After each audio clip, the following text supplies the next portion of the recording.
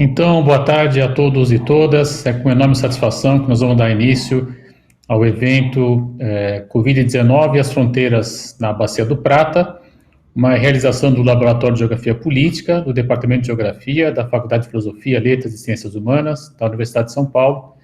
E para essa sessão, nós temos aí a presença da Maria Luísa Telaroli Almeida Leite, bacharel em Relações Internacionais, mestre em Relações Internacionais pelo Programa de Pós-Graduação Santiago Dantas, que está sediado na Unesp, e doutorando no Programa de Pós-Graduação em Geografia Humana, com Bolsa CAPES.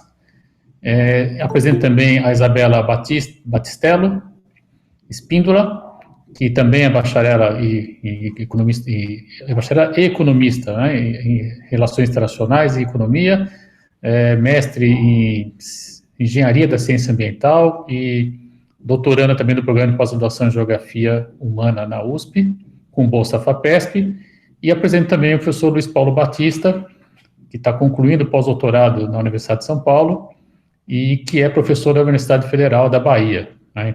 Então, time apresentado. Na minha tela ficou na sequência, aqui não sei como você está aí, a Luísa, a Isabela e o Luiz Paulo, vai ser essa sequência que nós vamos usar para as falas. Né? Então, agradeço a presença de todos. Mais uma vez, tem gente aqui de Fortaleza também, bem-vindo, Estadual do Ceará, temos grandes amigos lá também, professora Denise, enfim, a velha guarda, né? Mas são pessoas muito queridas e companheiros de grandes jornadas. Transmito meus abraços a todos aí, Brasil afora, por favor. Sem maiores delongas, então, eu passo a palavra a Maria Luísa, em torno, como nós combinamos, de 15 minutos para cada expositor, e a partir daí, então, a gente vai abrir para o debate. Só peço, por gentileza, que todo mundo que está participando, por favor, deixe o microfone desligado, porque às vezes da microfonia, quem está com fone, ele incomoda bastante, né? Então, obrigado pela presença, Luísa, a palavra é sua. Obrigada, Wagner. Queria agradecer a oportunidade de estar aqui hoje nessa mesa. Vocês me ouvem? Tá ok o áudio? De estar aqui com vocês, com a Isabela, o Luiz Paulo. E então eu começo justamente, minha fala vai ser sobre um panorama regional, né, das fronteiras da Bacia do Prata, para a partir daí, então, os colegas irem aprofundando, então, o tema, né, da nossa mesa de hoje, né, dessa mesa virtual. Então, eu vou dar ênfase na minha fala à questão das águas transfronteiriças dessa bacia, que é o objeto de pesquisa de grande parte dos componentes do nosso grupo, dentro do laboratório da USP, né, de Geografia Política e Meio Ambiente. E, então, o que a gente precisa saber sobre a questão das águas é que ela envolve, a sua gestão envolve diferentes atores, legislações nem sempre simétricas para essas águas e interesses muitas vezes distintos entre os países que compartilham essas águas. E as águas transfronteiriças, elas envolvem abordagens teóricas multidisciplinares, desde as mais técnicas até as em que nós nos encontramos, que são as abordagens políticas, né, para essa questão. Então, como a pandemia, ela se relaciona com essa questão das águas transfronteiriças? Primeiro, existe a necessidade do gerenciamento cooperativo para essas águas para enfrentar as diversas faces dessa crise que se torna exacerbada pela pandemia, que seja nos seus diversos aspectos, político, econômico ou sanitário. E os países, eles precisam, então, coordenar suas ações para assegurar que essas águas e o saneamento em quantidade e qualidade necessárias para que suas populações tenham, então, acesso a esses serviços. E qual o caminho, então, para que isso, de fato, ocorra? Seria, então, a cooperação regional, o gerenciamento e gestão transfronteiriças, por meio das instituições e agências, ou seja, nós necessitamos de ferramentas que auxiliem na governança para que as populações dos países tenham acesso a esses serviços. E uma questão que é importante enfatizar quando nós falamos do acesso à água e também de saneamento, higiene, é que a água é um elemento básico para a contenção do coronavírus, que é nós somos instruídos, então, a lavar mais as mãos, lavar os alimentos, os produtos que chegam nas nossas casas, também a tomar banho todas as vezes que as pessoas saem das suas casas e retornam, e muitas pessoas, nós sabemos, não podem ficar nas suas casas durante esse período. Então, o relatório global de riscos do Fórum Econômico Mundial, ele coloca as crises da água, elas são a base para doenças infecciosas e crises alimentares. Então, demonstra o nexo dessas questões. E a tecnologia, ela pode trazer facilidades nesse momento, por exemplo, bombas por meio de energia eólica para bombear água subterrânea, que a gente sabe que se tornam tem uma demanda ainda maior em momentos de crise ou estresse hídrico, mas essas tecnologias, elas não vão solucionar essa questão por completo.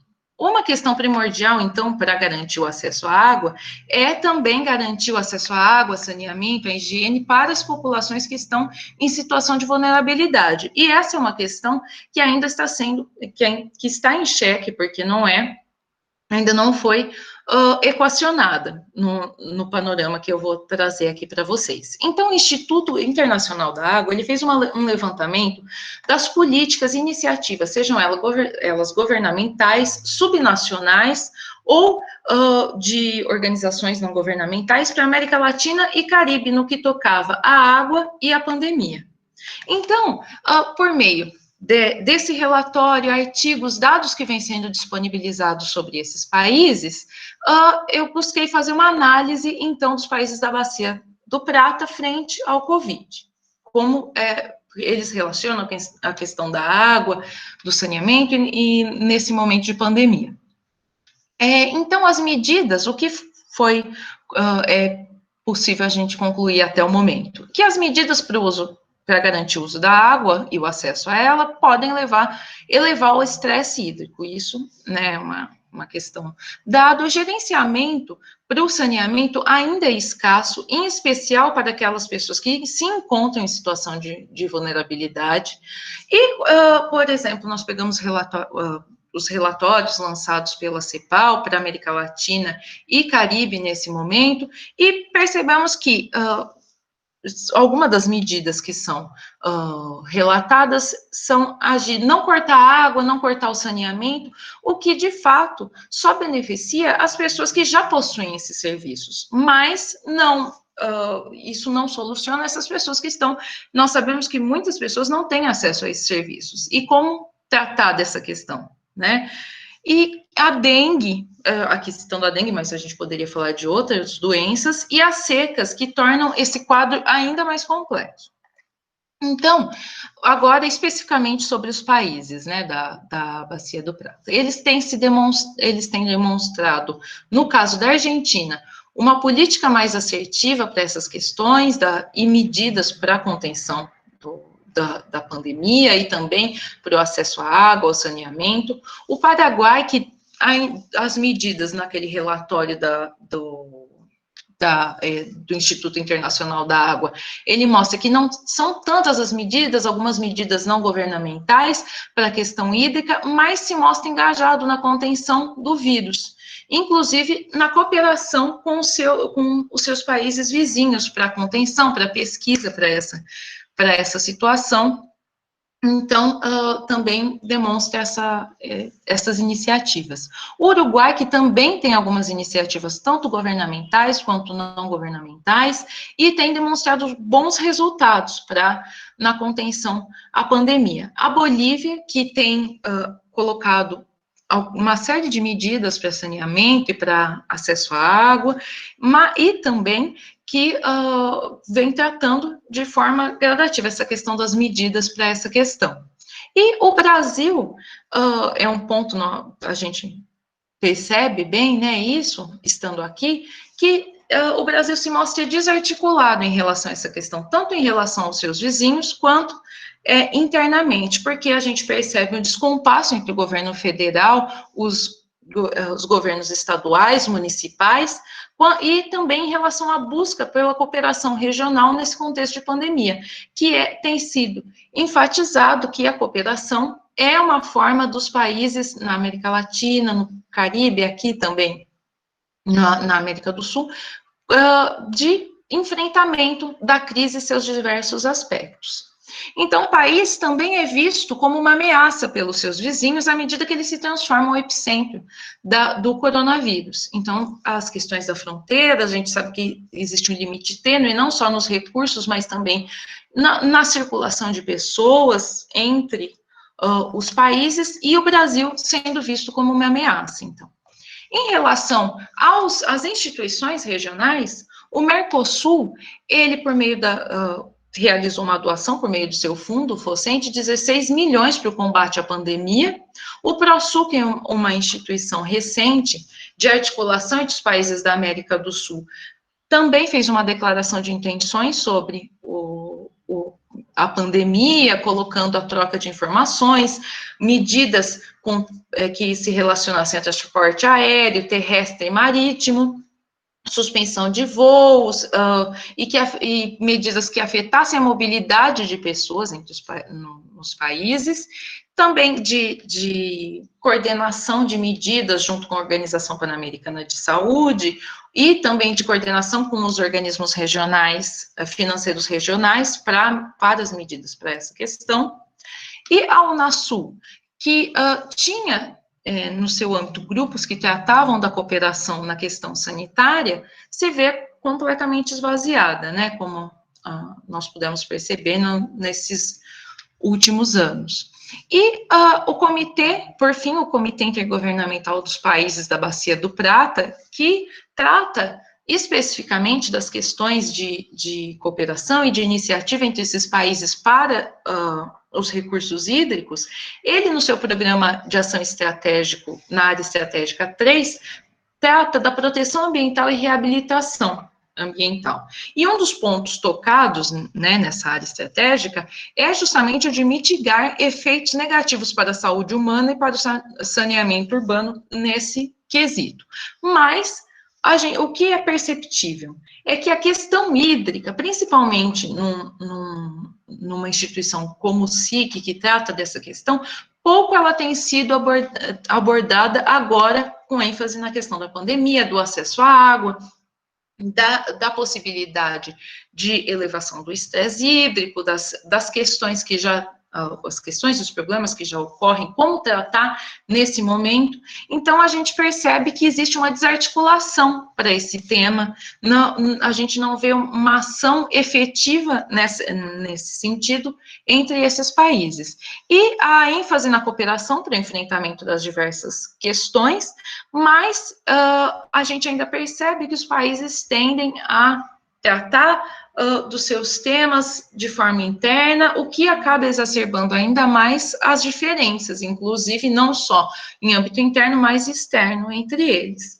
Então, e a necessidade de tocar nessa questão da crise, em especial nas questões hídricas, porque esses diferentes usos e interesses distintos entre os países para essa questão podem levar, lógico, a situações de tensão e conflito entre esses países. Então, eu encerro aqui a minha fala e abro para os próximos colegas. Obrigada. Obrigado, Luísa. Cumpriu o prazo, né? Isso é importante. Cultura acadêmica, tem muita gente que às vezes não observa isso. Eu acho que é sempre importante a gente ter a chance de ouvir os outros colegas, discutir com outros colegas. Portanto, se todo mundo fala dentro do combinado, a gente amplia a possibilidade de interlocução, né? Então, eu passo agora a Isabela Espíndola. Por favor, Isabela, a palavra é com você. Obrigado pela presença também. Obrigada, pessoal. Bom, dando continuidade nessa discussão que a Maria trouxe, eu queria trazer um pouquinho qual que era o cenário que a gente tinha antes da pandemia. A sociedade que a gente vive, a sociedade capitalista, ela é uma sociedade global de riscos. Em relação aos recursos hídricos, que é um dos focos das nossas pesquisas na Bacia do Prata, as estimativas que a gente tem, que as Nações Unidas trabalham, que as organizações internacionais trabalham, é que pelo menos 1/4 da população global já experimentava níveis extremamente altos de estresse hídrico. E as previsões eram que até 2050, esse número, essa quantidade subisse pela metade. Junto a isso, a gente tinha condições de populações em crescimento, economias em expansões, demandando cada vez mais recurso hídrico, né, cada vez mais água, e também os impactos das mudanças climáticas. Atrelado a isso, atrelado a esses fatores, então você tem um condicionamento de que a demanda por água seria cada vez maior. Então você já tem uma situação de estresse hídrico e a demanda de água constantemente subindo. E aí, apesar de com todo esse cenário, você tem a questão da pandemia do Covid, né? E a pandemia, o Covid, ele é muito mais do que uma crise ligada à saúde. Ele é uma crise que liga o risco econômico e o risco também ambiental. As previsões do Banco Mundial são que até o final de 2020, 49 milhões de pessoas vão estar em situação de pobreza extrema. Isso principalmente em países são em desenvolvimento e países subdesenvolvidos. Muita dessa população, uma parte considerável dela, não tem acesso à água. Então, como que você vai atender essa necessidade de você lavar as mãos, de uma higiene geral, né, para você impedir a propagação do vírus, se você não tem o acesso à água? E uma população que está cada vez mais pobre, como que ela vai garantir o acesso a esse recurso natural, que é um direito humano? E, apesar dessa demanda subir, as fontes que a gente tem de água, elas não se alteraram. Então, o Covid, ele destaca que é a questão da saúde, mas ele também mostra que você tem uma vulnerabilidade nos serviços de água, sejam esses rurais e urbanos. A Bacia do Prata é uma das regiões, uma das áreas mais ricas em recursos naturais, mas eles não estão bem distribuídos. E o Covid, ele traz isso, ele ressalta essas desigualdades que você tem. Então, como que a gente vai garantir essa água de qualidade aceitável, disponível para a saúde humana e do ecossistema, e garantindo que ela tenha, né, esses meios de subsistência e produção? A pressão está cada vez maior, né? E aí você tem uma discussão muito grande de, ok, nós temos esse problema, o Covid está acirrando cada vez mais essas disparidades, trazendo esses riscos, exacerbando os riscos que a gente tem. Então, nós precisamos de uma boa governança da água.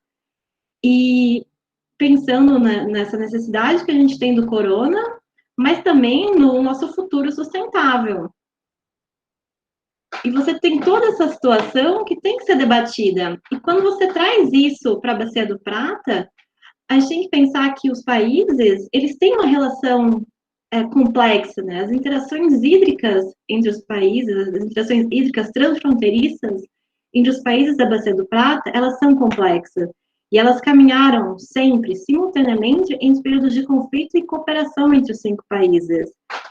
E por mais que os países eles sejam parceiros comerciais importantes, eles têm uma relação histórica e uma série de projetos de cooperação, principalmente da década de 67 para cá, as tensões permanecem, esse debate permanece entre eles, né? E essas questões, essas tensões, elas já permeiam a questão de uso da água, disparidades nas legislações, a questão burocrática que você tem, problemas ambientais. Tudo isso se torna cada vez mais acirrado pelo coronavírus, né? E junto a esse cenário do corona, a Bacia do Prata está enfrentando uma crise histórica da água. Os níveis, né, do Rio do Uruguai, do Paraná e do Iguaçu apresentaram um déficit hídrico considerável. Então, você tem uma demanda cada vez maior da água, e aí, ao mesmo tempo, você tem uma crise histórica da água, você tem uma crise da água, as pessoas não conseguem ter esse acesso. Então, como que você vai fazer essa governança da água? Como que você vai garantir o direito humano à água se você não consegue, se você não tem esse recurso? Então, a chegada do Covid, ele complicou essa dinâmica. E isso pode impactar nas relações políticas, sejam essas de cooperação, entre os países da Bacia do Prata, né? Então, como que vai ser esse cenário? O que a gente trabalha são em projeções de cenários, né? E Com a Bacia do Prata, o que a gente precisa vai ser uma constante atualização da situação hídrica, de qual está sendo a demanda, de quantos casos que você tem do corona. Como a Maria comentou, ainda não existe um consenso se o corona pode ser ou não transmitido pelas fontes hídricas, mas as águas que você tem, as águas que de dejeto, elas são parâmetros de referência se a população daquela região tem ou não o corona. Então, quantidades elevadas indicam que o vírus, né, que está se alastrando para aquela região. Então, você precisa dessa identificação do vírus e, por isso, você tem que identificar também quais são os principais impactos que ele vai ter nas atividades antrópicas, como o suprimento humano, a geração de eletricidade para navegação, pesca, e também para as naturais. Quais serão os impactos dele para o comportamento de fauna e a flora dos peixes? E, tendo em vista que a gente busca-se, né, uma governança da água transfronteiriça, os países eles precisam criar uma agenda de trabalho para acompanhar o problema de uma perspectiva abrangente e periódica. Até então, até o momento, o SIC não se pronunciou em relação ao Covid. Eles estão muito preocupados com essa questão da crise hídrica, mas o Covid, ele permeia esse assunto. E a minha recomendação, que eu acho que seria o ideal para os 5 países, é que eles façam uma revisão e adaptação do programa de ações estratégicas dele. Esse programa, ele começou a ser desenvolvido desde 2000 para cá, né, e ele está em projetos em etapas de implementação, e ele visa um compartilhamento de informações e formulações de projetos para promover o desenvolvimento harmonioso e equilibrado da Bacia do Prata. Se ele visa isso, ele tem que integrar a questão do coronavírus. É uma questão de saúde pública? É uma questão de saneamento? Também é. Então, isso tem que ser considerado. E até então, até o momento, os 5 países não se pronunciaram enquanto isso. Falta uma ação entre os 5, uma ação comum entre eles, uma gestão cooperativa da crise. Como a Luísa comentou, as ações estão sendo muito separadas, cada país está adotando uma medida, e eles esquecem que o recurso que eles têm é o mesmo, é o único. E o que um adota num país, na sua área, no seu território, acaba impactando o outro. O Covid mostra ele representa que ele transcendeu fronteiras. E isso tem que ser incluso em qualquer solução. Bom, era isso que eu preparei para vocês, Wagner. Obrigado também, Isabela, também concisa. E eu passo a palavra, então, ao Luiz Paulo, mas antes eu queria ressaltar aqui a ilustre presença da professora Lia Osório Machado. Professora, uma enorme honra tê-la aqui conosco. Para quem não conhece, a professora Lia é uma das principais referências da geografia política, não só no Brasil, né, mas de quem discute geografia política. E agora, Luiz, vai ter a responsabilidade de falar com a sua ex-orientadora de doutorado escutando. Professora, eu passo aqui, aguarde seus comentários. Por favor, Luiz. Boa tarde a todos. Obrigado por estarem participando com a gente aqui nessa reunião, nessa discussão sobre fronteiras, sobre água, sobre a Covid nessa relação, né, no momento atual. Eu vou compartilhar uma apresentação com algumas imagens que me motivam a discutir essa... Opa, tem que primeiro aqui apresentar, né?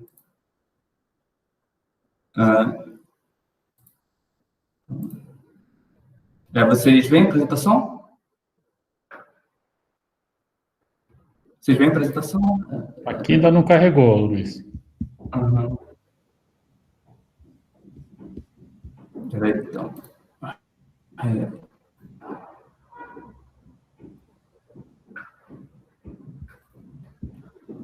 Bem, agora vai. Agora está carregando. Bom, entrou, beleza. Então, o que me motivou, então, também a pensar sobre a relação entre fronteiras e Covid é uma percepção de que o Brasil, né, tem sido visto como cada vez mais uma ameaça aos países vizinhos, dado o grau de difusão e de contaminação do Covid-19 no território brasileiro.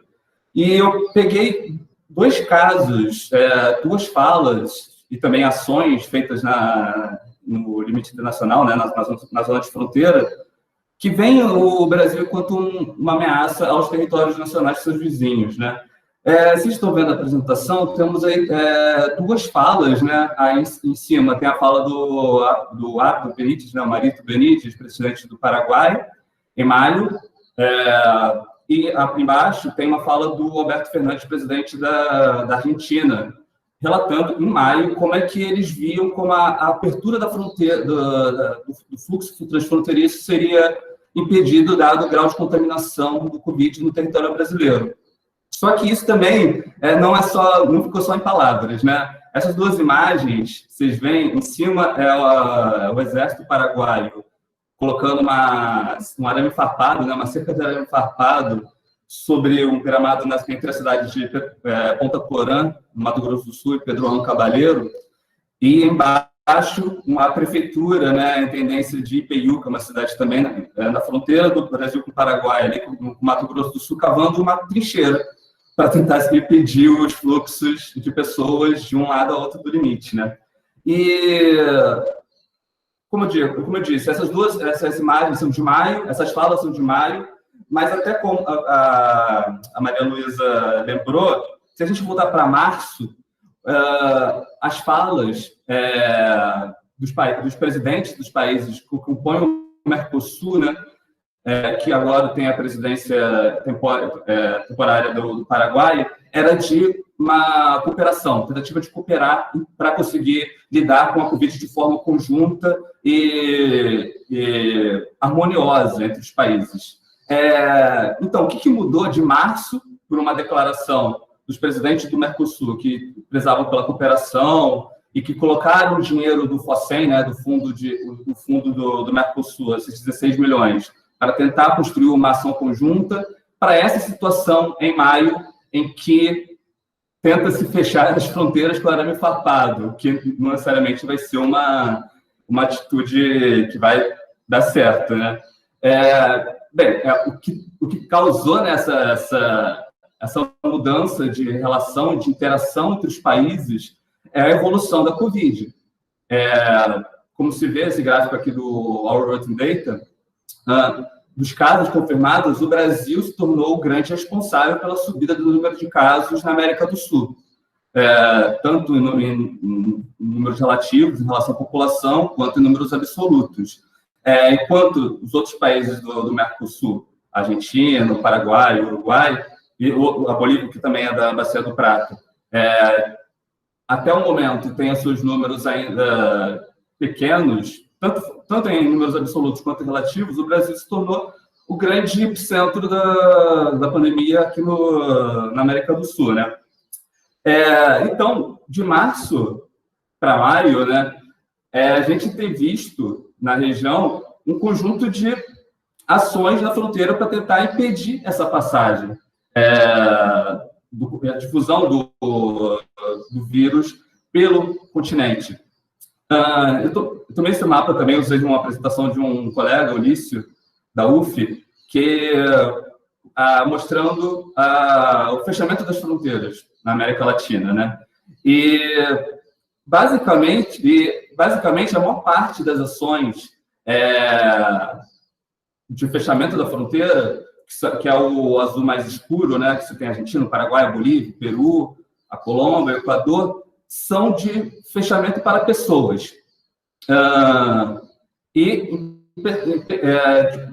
Das pessoas, né, o mesmo controle de nativos tentando retornar aos seus países, quanto de pessoas de estrangeiros, né? E você tem isso ligado a pessoas, não aos bens e mercadorias, né? Que é a tentativa até que o Mercosul disse lá em março era de manutenção do fluxo de mercadorias para não impedir a livre circulação, que é o princípio do Mercosul, né, do mercado livre. Essa tentativa de fechar as fronteiras de tentar impedir o avanço do vírus, me fez refletir, também trazer para vocês, talvez uma relação entre o que a gente pensa entre segurança hídrica e a segurança da saúde também, né? A saúde, assim como a água, ser um elemento que vai trazer ameaças para o território, para a estabilidade nacional. Só que, talvez mais importante do que a estabilidade, a água e a saúde são condições básicas para a sobrevivência, para a qualidade de vida das pessoas, em todo o território nacional e também na fronteira. Então, a partir dessa ideia de que o Brasil se tornou uma ameaça e que a fronteira deveria ser fechada, eu fui buscar quais são as regulações, qual é a governança que vai lidar com a saúde em nível global, regional e nacional. Governança pensada como esse conjunto de instituições, atores que vão definir normas, procedimentos para lidar com um objeto, com um assunto, no caso, a saúde. Então, aqui eu tentei sistematizar, basicamente, em 3 níveis, os instrumentos de governança, a vigilância sanitária e epidemiológica. Essa diferença também é importante falar, né, de vigilância sanitária e epidemiológica, que que me chamou a atenção um colega também, o Sara Paiva, da Fiocruz, que é importante a gente pensar como é que é feita esse controle das fronteiras. Bem, ao nível global, a gente tem, então, por meio da OMS, né, e as suas instituições de governança global da saúde que estão dentro do jogo de confiança, dos desafios do multilateralismo na atualidade. Todos os desafios que a OMS tem passado de organizar ações conjuntas a nível global são reproduzidos também em organizações regionais. O regulamento geral que vai tratar da difusão de doenças de emergência de saúde internacional é o Regulamento Sanitário Internacional, o RSI, né, de 2005, que ele vai ser traduzido em diferentes países ou pelas normas locais e de como é que eles vão tratar, no caso da vigilância epidemiológica. Vigilância epidemiológica como controle de vetores que vão ameaçar a saúde das pessoas. Ao contrário da vigilância sanitária, que se preocupa mais especificamente com maior atenção aos bens, à produção. Então, quando você vai uma passagem de fronteira, vai ser a fiscalização sobre produtos agrícolas, sobre produtos industrializados. Como é que vai ser tudo isso, né? E essa regulação global, o RSI, vai ser traduzido em diferentes regulações nacionais, desculpa. No caso do Brasil, quem é responsável pela vigilância epidemiológica nas fronteiras é a Anvisa, Agência de Vigilância Sanitária, uma instituição, órgão que tem uma preocupação muito maior, não com a vigilância epidemiológica, mas com a vigilância sanitária.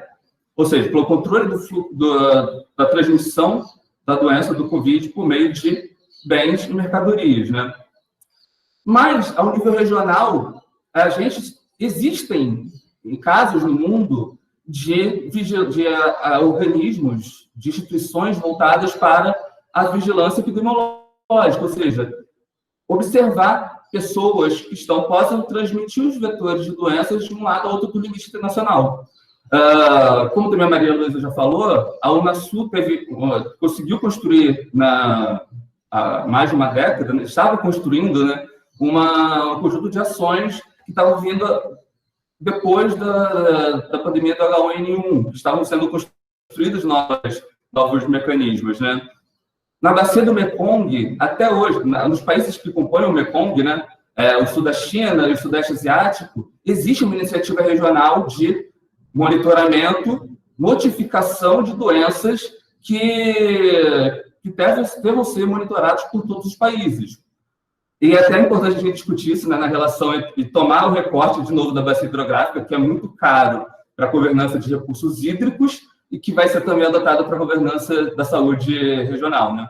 E a África Ocidental, com o caso do Ebola. Essa notificação entre os países, tem um caso aqui, o outro país a gente tem que tomar cuidado, tem que se prontificar, organizar o seu regime, já é um caso muito mais bem conhecido, né, mais recente de cooperação.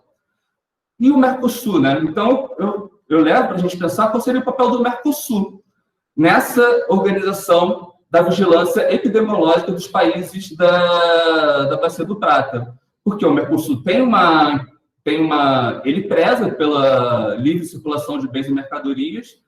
Para isso, ele precisa ter uma atenção à vigilância sanitária, ou seja, se os produtos agrícolas, que é um dos principais produtos que circulam pelos países do Mercosul, se eles atendem os padrões sanitários. Mas o que o Mercosul tem feito? O que o Mercosul tem produzido?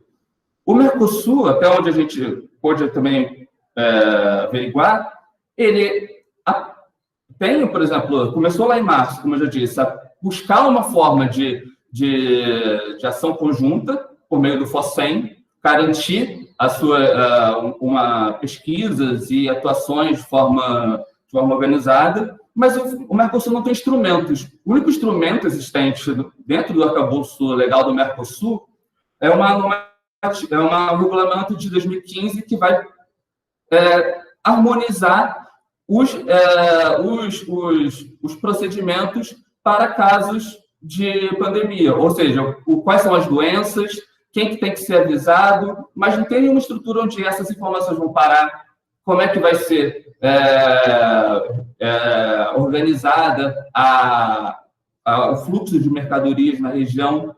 Ou seja, o Mercosul, que seria talvez o organismo com maior interesse e capacidade para atuar nessa governança, não tem dentro do seu arcabouço os instrumentos para realizar essas ações. Mas, como eu disse, né, existem casos já no Mekong, na União Europeia, de acordos de instituições regionais que vão tratar de vigilância epidemiológica. Então, eu trago para a gente pensar também, trazer para o debate, alguns elementos, tem um artigo do Paulo Buzzi e do Sebastião Dobar, que são pesquisadores de relações internacionais na área da saúde da Fiocruz. E diferenciar também essas diferentes oportunidades para a cooperação regional, como elas podem ser diferenciadas em termos de ações transnacionais, ou seja, ações que vão ser construídas por organismos estatais para articulação com outros organismos estatais, ou seja, a construção de mecanismos de notificação de uma doença, informação para o parceiro no outro país, sem cooperação transnacional, diferente de uma cooperação transfronteiriça, que na verdade, a cooperação transfronteiriça ela até ocorre de forma cotidiana, informal, mas que não tem instrumentos institucionalizados de troca e parceria. Eu estava vendo, por exemplo, um caso na fronteira com a Argentina, em Paso de los Libres, na Argentina, e Uruguaiana, no Brasil, que é o principal passo de fronteira do Mercosul, onde passa o maior volume de mercadorias. E como é que foi feita a notificação para o vizinho?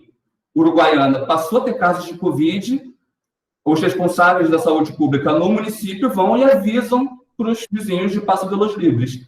Então, é muito na cooperação informal e cotidiana, mas que não tem esse arcabouço institucional previsto na normativa do Mercosul. Só rapidamente, também, já está acabando o meu tempo, só para citar alguns exemplos dessas oportunidades. Por exemplo, essa oportunidade D, né, incentivos de cooperação em termos de medicamentos, respiradores, equipamentos e tecnologia, o Brasil o Brasil até mesmo impediu a circulação de EPIs. O Brasil impediu a exportação de EPIs para qualquer país. O Brasil não produz respiradores, por exemplo, mas o Brasil produz, e tinha como um dos seus principais mercados, Argentina e o Paraguai, de aventais cirúrgicos, máscaras, ou seja, EPIs que eram necessários para os outros países, mas que houve o fechamento. Houve, por outro lado, o impedimento dessa cooperação internacional. Então, encerrando, só para notar que a construção de mecanismos de uma governança regional da saúde são importantes não só para pensar na difusão de doenças em escala global, mas nas relações locais de cooperação transfronteiriça.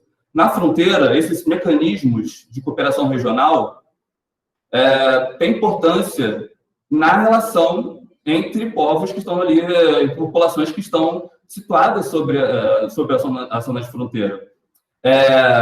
Que existem esses mecanismos informais, mas eles não são suficientes quando você também tem uma noção de que o outro país, seu vizinho, constitui uma ameaça, constitui ele pode ser o vetor da doença, né?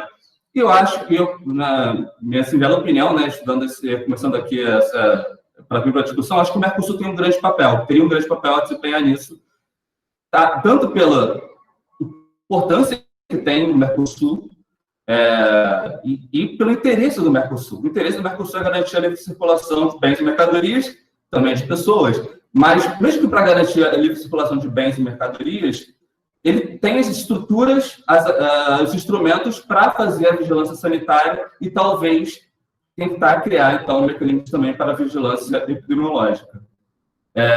Obrigado. É isso. Me escutam? Sim, escutamos sim, Luiz. Muito obrigado. Excelente apresentação também. Eu queria realçar a presença da professora Glória Alves, já foi coordenadora do nosso programa também, prazer tê-la aqui, Glória. A Tatiana Garcia, doutora em Geografia também, a Luciana Zigo, doutora em Geografia e pós-doutora em Sustentabilidade.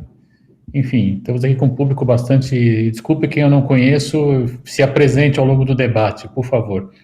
Queria rapidamente fazer alguns comentários. Eu acredito que estou mais na função de coordenador, mas eu não poderia deixar de realçar alguns aspectos importantes, né? Primeiro, por que do recorte da Bacia do Prata? Como já foi dito pela Isabela, principalmente, nós estamos diante da área com maior densidade demográfica de toda a América do Sul, né? Que concentra aí, se nós pensarmos Buenos Aires, Montevidéu, Rio de Janeiro e São Paulo, um contingente populacional muito grande e um eixo de produção industrial e agrícola também muito intenso, né? Isso certamente levaria à necessidade de maior cooperação, que é um pouco o termo que a Luísa apontou também, né? Em termos de cooperação, eu só queria realçar que já em abril agora, a CEPAL, que você sabe, a Comissão Econômica para a América Latina, soltou alguns relatórios, alguns informes, né? E recomendando, por exemplo, ações como renda básica, recomendando uma revisão do modelo de desenvolvimento econômico, mas sequer citou a palavra fronteira. Eu tive a paciência de buscar a palavra fronteira, né? Parece que já estavam abolidas as fronteiras, quando, na verdade, a própria fala do Luiz Paulo, ele começou de maneira muito inteligente, trazendo já como a fronteira foi reavivada, pelo menos nesse momento de pandemia, né? E nós sabemos que, na verdade, não do meu ponto de vista, a melhor forma, né, de se combater o problema, não é circunscrevendo geograficamente o vírus em alguma área ou outra, que nós vamos evitar a pandemia. Porque, como bem ressaltou o Luiz, o fluxo está impedido para pessoas, mas as mercadorias continuam circulando, né? E nós já temos estudos, a própria Luciana fez um artigo interessante, uma outra publicação que nós estamos fazendo, que mostra que o vírus, conforme, em algumas superfícies, ele chega até 9 dias de subsistência. Então, é evidente que um caminhão com refrigerado que leva fruta ou traz fruta, por exemplo, ele pode certamente percorrer longas distâncias aí, dependendo da embalagem, se tiver, por exemplo, um container plástico, né, enfim, nós vamos ter aí, então, o transporte desse vírus. Então, isso mostra que controlar, fechar a fronteira não é a melhor alternativa, ela, do meu ponto de vista, inclusive, ela é irreal, ela dá a impressão que algo está sendo feito, quando, na verdade... Exato, alguém está comentando aqui que as mercadorias transportam vírus, é verdade, né? Por fim, eu queria também apontar algumas questões importantes. Eu gosto muito do conceito da professora Gisela Pires do Rio, que tem uma ideia inteligente, né? A ideia de uma região fronteiriça, de um espaço fronteiriço, enfim. Esse conceito caberia, por exemplo, para nós pensarmos em Cidade do Leste e Foz do Iguaçu, a Ponte da Amizade ali, né? Um fluxo muito intenso de pessoas, e até onde eu tenho informação, não conseguiu bloquear, né, reduzir o fluxo, mas não conseguiu bloquear totalmente, E outra situação também muito interessante, né, Uruguaiana, desculpe, né, Livramento e Rivera, né, Rivera no Uruguai, Livramento no Rio Grande do Sul, a gente tem ali também uma fronteira aberta, enfim, com um grande fluxo de pessoas, o que mostra também questões de difícil controle. Não adianta você querer fechar a fronteira quando a gente está numa área, está falhando, Glória? Quando a gente está numa área, por exemplo, com esse tipo de condição geográfica, eu diria, para falar pouco, já que está falando, não vou falar muito mais. E, por fim, mas não menos importante, né, lembrar que já existem alguns estudos, o próprio professor já estava na FMG, agora está na Fiocruz, o Léo Heller, tem comentado, né, da possibilidade de encontrarmos o vírus nos dejetos humanos, especialmente fezes, né?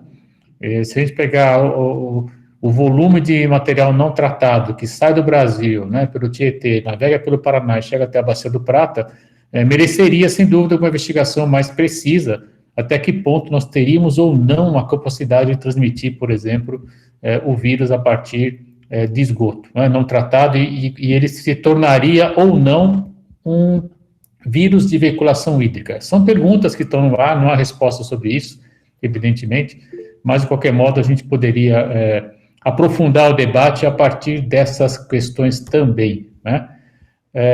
Aqui está dizendo a Isabela que já encontraram em áreas residuais, né? Enfim, eu não quero falar muito mais, enquanto agora eu vou abrir, então, a palavra para quem tiver interesse pode me escrever pelo chat, né? A gente faz uma lista de apresentações, de perguntas ou comentários, e aí depois voltamos para os nossos 3 expositores. Enquanto vocês vão se aquecendo, eu vou fazer aqui a divulgação de um artigo que eu publiquei a semana passada, pós-Covid de multilateralismo, onde eu vou justamente reforçar um artigo de divulgação ainda de combate, né? Essa necessidade do multilateralismo como uma alternativa para a busca, né, da solução, não reforço estreito desse nacionalismo.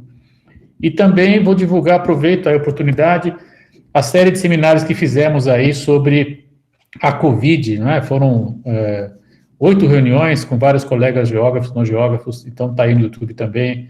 Nesse caso, no YouTube da faculdade. Esse nosso de hoje nós vamos subir depois na página do GEOPO, que é o nosso laboratório. O Bento está comentando que médicos informam que há muitas pessoas sofrendo, até morrendo porque não procuram ajuda por medo da contaminação. Como evitar ou minimizar isso? De fato, né, tem muita gente que tem medo da contaminação, tem gente que não está cuidando dos próprios cuidados necessários à saúde, os hospitais têm se mostrado muito vazios, enfim, estamos diante de uma situação bastante grave, né? Mas eu deixo a palavra aberta para quem tiver alguma questão para os nossos 3 expositores, por favor. Fica à vontade.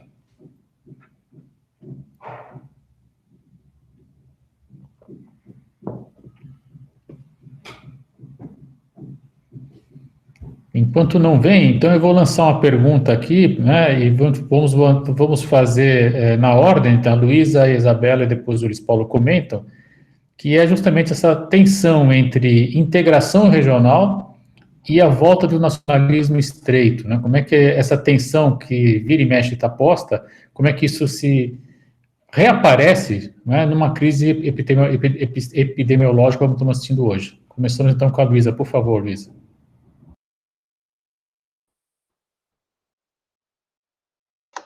Obrigada, Wagner, pela pergunta. Queria aproveitar e agradecer, que eu não agradeci inicialmente na minha fala, também a participação não só dos colegas do Laboratório de Geografia, Política e Meio Ambiente, mas também os colegas do Observatório de Regionalismo, que também estão aqui, a professora Regiane Bressan. Então, muito obrigada pela participação de todos.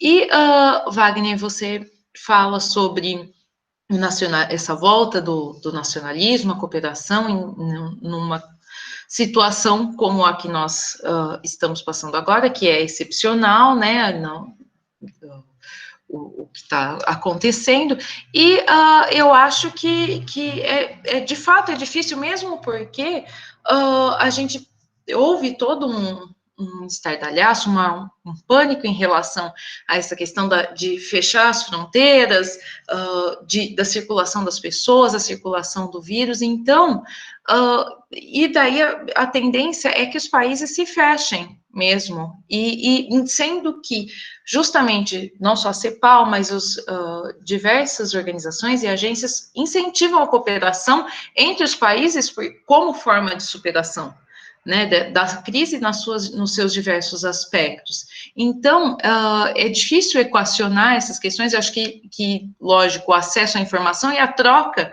de informações é essencial, né, e para isso precisa haver também a transparência de dados entre os países, e para que haja essa troca, para que haja essa visão, essa confiança em relação a eles, né, uns aos outros. Então, eu vou parar por aqui, daí qualquer coisa eu complemento também mais para frente, vou deixar os colegas falarem. Obrigada, Má. Eu vou dar continuidade, então. Wagner, quando você comentou sobre a questão de nacionalismo, tem sido observado, a gente observa isso no mundo inteiro, né? Esse sentimento de você fechar a fronteira a partir do momento que você tem algum problema, né? Só que o ponto o Covid, ele é algo transfronteiriço, então a solução dele, ela também vai se originar em você compartilhar informações, que nem a Maria Luísa disse, de você ter uma gestão transfronteiriça. O problema, ele é comum, ele não é específico. Não vai adiantar nada um país se fechar se ele está compartilhando a água com outro país, por exemplo.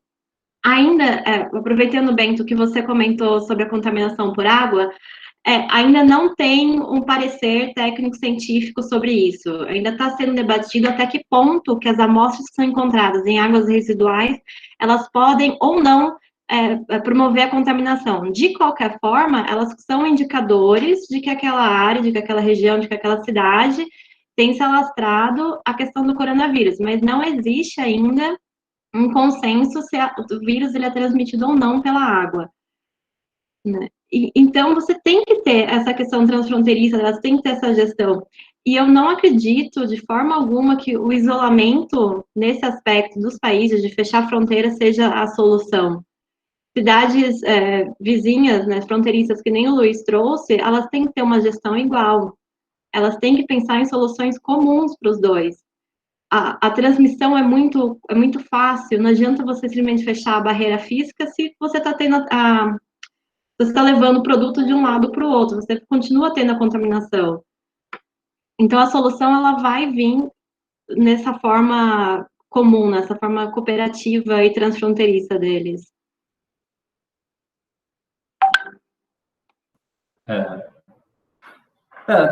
Obrigado. Obrigado a todos também. Acho que eu também fui rápido, então agradecer a presença também de todos.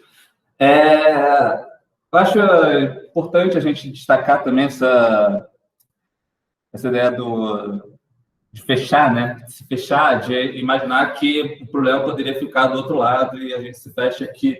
Isso aparece muito em temas, acho que temas que não são possíveis de serem de impedir, né, o fluxo, de impedir a entrada. Por exemplo, o nosso grupo, né, o nosso grupo que pensa muito essas relações em temas de meio ambiente, como o próprio Wagner disse, o tema da fronteira pouco aparece, ele não aparece, porque parece que realmente a água, a biodiversidade, vírus ficam do outro lado e você pode se fechar e evitar que a água fique poluída, que entrem vetores, quando vem uma nuvem de gafanhotos do outro lado. Ou seja, são problemas que têm que ser discutidos no âmbito, pelo menos, regional. Ali de onde os efeitos são sentidos de forma mais imediata. Seja o gafanhoto, seja a água poluída que a cidade fronteiriça capta da outra, ou seja, na população fronteiriça que tem um índice maior de infecção por Covid e tenta atravessar a fronteira. Mas acho que a gente pode pensar também, mas em que momentos essa tentativa de organização transfronteiriça buscou ser feita, né? A gente pensa, por exemplo, o IRSA, né, que o ISA, né, Iniciativa de Integração Física e Infraestrutural, tinha preocupação na fronteira, de como é que o fluxo passaria, mas era apenas infraestrutural, era o fluxo comercial, era o passo de fronteira, não pensar esses elementos da segurança hídrica, do uso da água pela população, da saúde da população. Ou seja, essas iniciativas são muito... As iniciativas nesses temas são muito deixadas descuidadas, eu acho, né? Então, se a integração é vista como uma coisa boa por lado da infraestrutura, do comércio, do fluxo econômico, o meio ambiente, né, o meio que é das populações que vivem na fronteira, é deixado meio aleatoriamente, sem cuidado. Acho que também pensar quem tem interesse ali em fazer uma integração, né, em abrir ou fechar, né?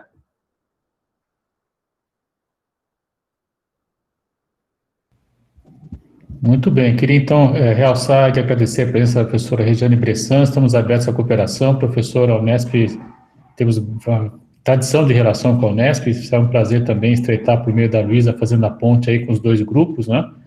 Queria realçar também a presença do Júlio Chiqueto, nosso pós-doutorando, doutor em Geografia, pelo Instituto dos Avançados, enfim, e surgiram aqui algumas perguntas no chat, enfim, a questão do medo de contaminação, aí eu não sou médico, não vou comentar, viu, Miguel? Não consigo entrar nessa esfera. A Graziela pergunta especialmente ao Luiz, a questão de não ter estimativa de controle da epidemia no Brasil, como ficariam as relações comerciais e políticas com os países fronteiriços? Talvez você possa comentar um pouco, Luiz. Quem está pedindo o link, a gente já encaminhou aí o e-mail, né, e aí o Bento pergunta como pode haver a governança dos aquíferos entre governos tão ideologicamente díspares como o que estamos presenciando. Acredito que a Luísa pode comentar, já que o foco da pesquisa dela é justamente o Guarani, né? E aí temos aqui a Luciana também, é possível pensar que a cooperação torna-se útil apenas quando conveniente? Assim, questões econômicas não são bem-vindas e outras questões como poluição e Covid não? Acho que a Isabela pode comentar essa questão também. E temos aqui um comentário do Júlio Chiqueto, excelente discussão, com certeza a cooperação e ação internacional conjuntas são fundamentais para superarmos esse desafio. Cooperação nas questões logísticas, comerciais, científicas, etc. E o Bento também, Bento Silva, iniciativas supragovernamentais que estão se ocupando da governança de aquíferos na América do Sul, sobretudo as que envolvem o Brasil. Aí a gente são duas perguntas sobre o Guarani, Luiz, acho que você pode comentar. Vamos fazer então mais uma rodada. Pela ordem aí, eu agradeço a todos que mandaram pergunta. Começamos então com a Luísa. Por favor, Luísa, depois a Isabela e o Luiz Paulo. Obrigada, Wagner. Obrigada, Bento, pelas perguntas sobre os aquíferos. E, de fato, é difícil a gente pensar na governança entre dos aquíferos transfronteiriços. Eu, no caso, estudo Guarani, que está subjacente à Bacia do Prata, entre Brasil, Argentina, Paraguai e Uruguai, mas não é só esse aquífero compartilhado entre os países, são muitos, e de fato é muito difícil já pensar na governança entre países, mesmo que fossem países ideologicamente mais próximos, porque envolve a questão das instituições, do financiamento, da participação desses países, das ferramentas que existem nesses países para tratar das águas subterrâneas, e a gente sabe que existem iniciativas, pesquisas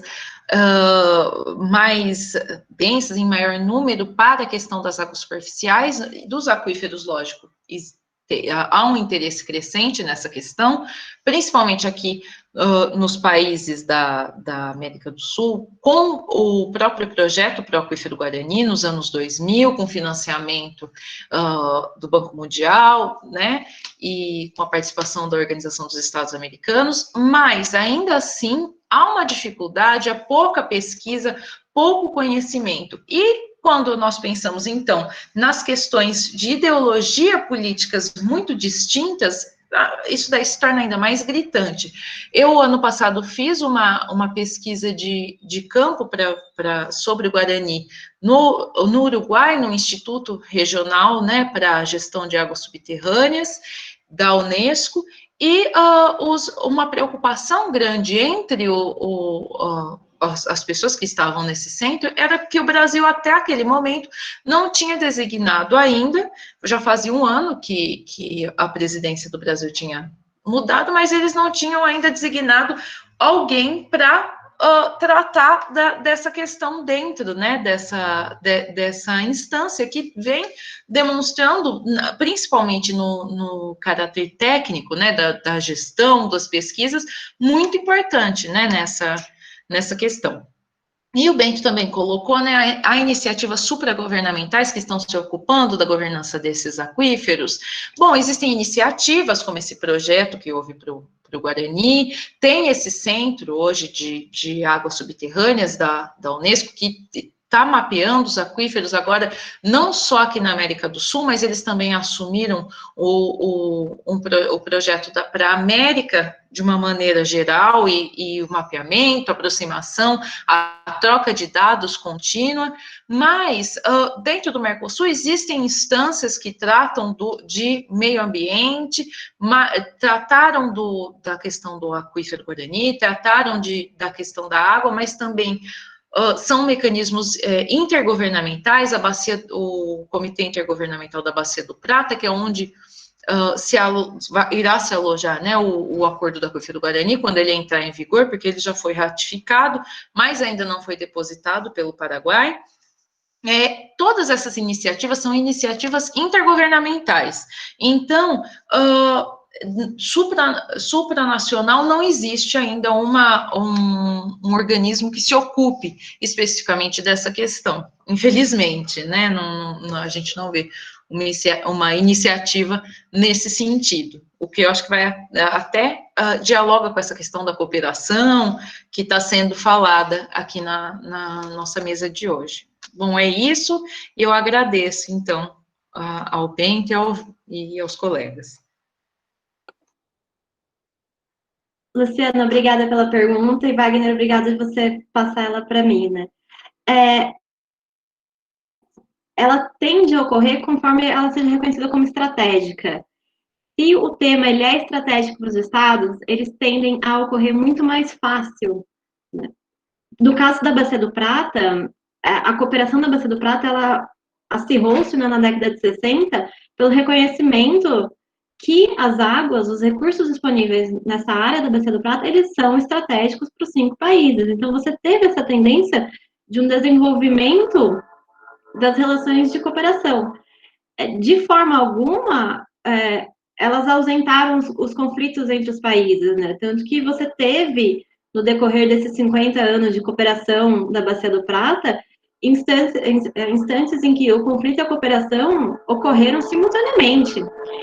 E com relação à utilidade, eu acho que ele se refere muito mais a ela ser estratégica para o Estado. Então, ela vai estar atrelada ao plano de governo, se o governo tem um plano, né? A questão se o recurso que está envolvido, se ela vai ter um retorno financeiro. As questões ambientais, elas tendem a ter a cooperação se elas estão atreladas em receber alguma ajuda monetária internacional. Infelizmente, ainda você tem esse caráter. Não é o ideal, de forma alguma. E na cooperação de recursos hídricos, sejam eles superficiais ou subterrâneos, a cooperação, você tem um modelo numa tratativa internacional, né, nesse sentido, você tem a Organização das Nações Unidas, você tem outros institutos de pesquisa desenvolvendo os trabalhos sobre isso, desenvolvendo diretrizes de cooperação. Mas quando elas são incorporadas para o caso, elas vão ser adaptadas. Não existe nenhuma diretiva que ela seja replicada 100% para todos os casos. Cada caso ele vai sendo adaptado, trazendo as necessidades locais, as características locais para esse tipo de cooperação que os países demandam.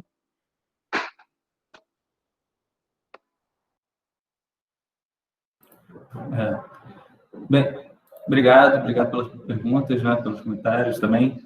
A pergunta da Graziella, né, como é que ficam, dado a falta de controle da epidemia no Brasil, essas relações, né, entre Brasil com seus vizinhos. Pelo menos que a gente tem visto até agora, que cada caso, cada segmento, né, da fronteira, cada um dos vizinhos, tem sido de uma forma diferente, tem sido de uma forma muito mais bilateral do que de uma relação regional ou organizada por alguma instituição.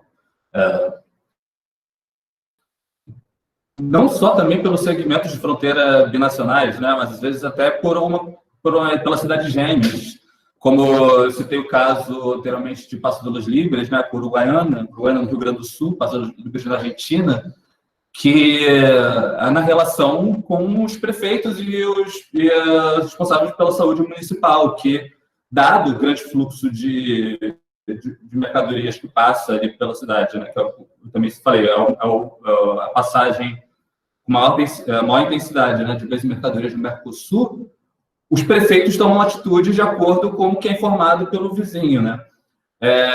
Não tem uma... E Paso de los Libres, na Argentina, na verdade, também foi uma das cidades, ainda uma das cidades que tem um dos controles mais fortes, mais ferrenhos, né, de lockdown de toda a Argentina, exatamente porque está ali na fronteira com o Uruguaiana, uma cidade imediatamente influenciada pelo Brasil. Enquanto em outras partes da Argentina tem sido aliviado o lockdown, porque tem sido controlado o número de casos, Paso de los Libres não se dá não se produz essa medida, porque está muito ali imediatamente relacionada com o Brasil.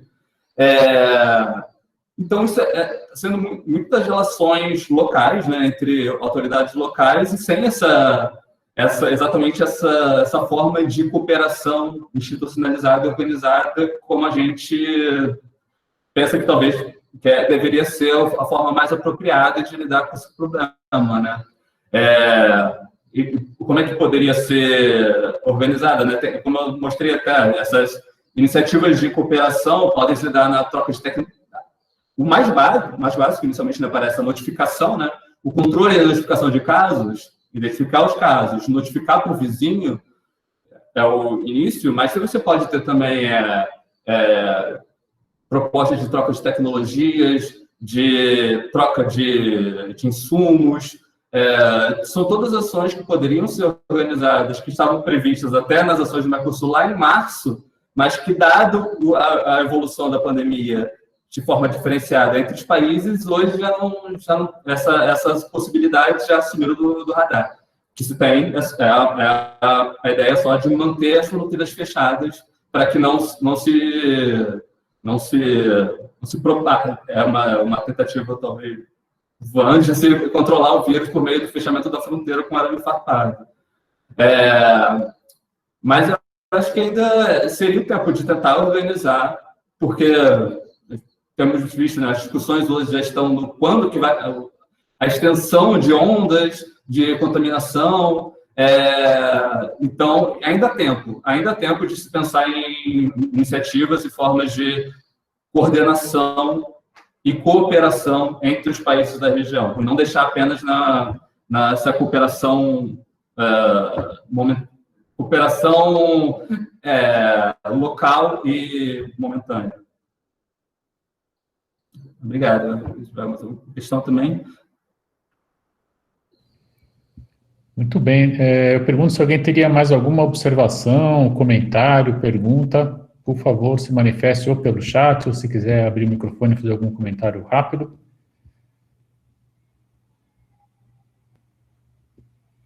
O Bento comenta aqui que é uma tendência ter legal a iniciativa privada. Essa tendência é bem-vinda. Como vocês analisam isso? Acabou de ser aprovada no Congresso, né, Bento, a lei do saneamento, que infelizmente praticamente impõe a privatização especialmente do acesso à água e saneamento, né? Isso é uma situação muito alarmante. Eu mesmo sou colunista da Rádio Brasil Atual, que também passa na TV dos Trabalhadores, TVT. Se vocês não têm a TVT aberta, em São Paulo pega, né? Brasil afora não entra, mas tem o YouTube, vocês conseguem assistir, acesso aberto. E eu comentei justamente do meu ponto de vista, essa aberração que foi a aprovação dessa lei hoje não, semana passada, né? E a gente tem aí, infelizmente, primeiro, o fim do benefício do estímulo do investimento cruzado, onde você teria a obrigação das concessionárias de investir em áreas menos densamente povoadas, isso acabou, e agora a obrigação de todos os municípios fazerem uma licitação, inclusive para o capital, está explícito na lei, né, para o capital privado. E com o mito de que o capital privado é mais eficiente e não é corrupto. Nós sabemos que isso é uma grande bobagem, né? Existe poluição também no capital, na situação privada, existe também ineficiência, né? E se existe nos dois lados, eu sempre costumo dizer que o público é sempre melhor, porque ele não precisa remunerar o capital. Então, ao final, nós vamos ter aí uma água de melhor qualidade e mais barata, já que o modelo privado de gestão exige a remuneração, exige o lucro, né?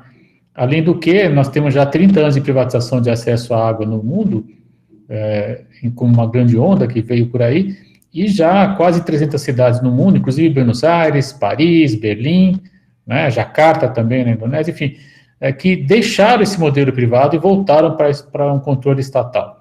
Então, o Brasil está indo, na verdade, na contramão. E por que essas localidades fizeram essa ação? Porque perceberam duas questões. Primeiro, caiu a qualidade da água, e segundo, a tarifa ficou mais cara. Então, diante disso, né, lamentavelmente, a gente vê o senador Tasso Gereissati com uma posição destacada nesse processo, do meu ponto de vista, errada. Ele deveria estar cuidando de outra forma dessa premissa fundamental, que é a prestação dos serviços de água, né, saneamento e oferta de água de qualidade em termos de segurança hídrica. Outra questão também fundamental é como é que, diante de um cenário de incerteza, com mudança climática, Covid, entre outras questões que estão no ar, a iniciativa privada será que ela estaria preparada para diante dessas situações? Eu tenho a impressão que não, né? Enfim, mas é o que está posto agora. Agora, não se desesperem, né? A decisão cabe ao município, então nós temos aí um trabalho importante junto a cada município para dizer que não aceita essa lei.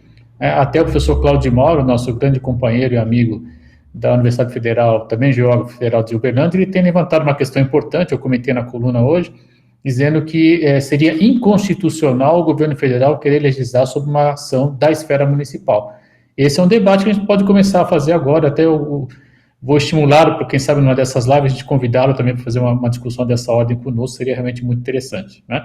E a professora Glória está colocando aqui, que ironicamente colocam que a população sem recursos poderá até pedir gratuidade, agora mais do que nunca é que a água é mercadoria mesmo, assim, é verdade, Glória, infelizmente é verdade, né? Enfim, não sei se alguém teria mais alguma observação, algum comentário. Então, eu queria mais uma vez agradecer a presença inicialmente dos nossos convidados, a Maria Luísa, a Isabela, o Luiz Paulo, presenças ilustres, como a professora Osório, de Osório, a professora Glória, a Luciana Zigrio, a Tatiana, enfim, a professora Regiane, o Júlio Chiqueto, entre tantos aí, e o Tiago também do Jalpô, enfim, e quem eu não conheço passa a fazer parte do nosso rol de relações acadêmicas, e já os convido, então, para o dia 22 de julho, nós teremos um novo encontro para discutir fronteira no sentido mais abstrato do termo, com a presença da Zenaida Lopes, que é advogada, mas é doutora em ciência ambiental, vai tratar a questão dos migrantes, o Estevão, que é sociólogo e vai trabalhar a questão da cultura, e também a presença da Cíntia Leone, que ela também trabalhou com a questão ambiental aqui em Guarani, então vai trazer a questão ambiental também. A reunião foi gravada e nós vamos subir em breve na página do Laboratório de Geografia Política, que está tanto no Facebook como também tem um canal no YouTube, tá bom, pessoal? Muito obrigado a todos, então, e até a próxima reunião. Obrigado. Obrigada, pessoal, pela oportunidade e pela participação de vocês. Obrigada a todos.